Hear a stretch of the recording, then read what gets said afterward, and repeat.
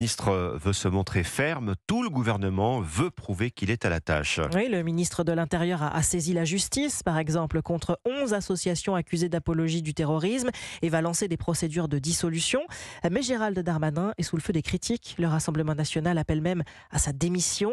À l'approche du débat au Parlement sur le projet de loi immigration, l'exécutif est sous pression, Jacques Serret. Oui, d'autant plus sous pression que la veille de l'attaque, Emmanuel Macron promettait ceci lors de son allocution télévisée. La République sera là pour vous protéger et elle sera impitoyable avec tous les porteurs de haine. Les jours précédents, plusieurs sources sécuritaires assuraient pourtant à Europe 1 que l'atmosphère était lourde et mauvaise. Mais Gérald Darmanin l'assure. À ma connaissance, il n'y a pas eu de faille des services de renseignement, bien au contraire. Néanmoins, le ministre juge utile de formuler une nouvelle consigne au préfet. Expulsion systématique de tout étranger qui sont considérés comme dangereux par les services de renseignement. Ce qui n'est pas sans rappeler une décision similaire de Gérald Darmanin il y a 3 ans. Au lendemain de l'assassinat de Samuel Paty, le ministre avait déjà annoncé l'expulsion d'étrangers fichés pour radicalisation, comme si l'histoire se répétait, ce qui n'empêche pas Elisabeth Borne de prendre cet engagement solennel. Je veux le dire à tous les enseignants, nous serons au rendez-vous pour assurer votre sécurité. Ou comment persister à vouloir donner l'illusion que l'État protège depuis 2017 et l'élection d'Emmanuel Macron sur les 14 attentats islamistes perpétrés en France, 8 ont été commis par des étrangers. Jacques Serret du service politique d'Europe 1, noté concernant l'enquête.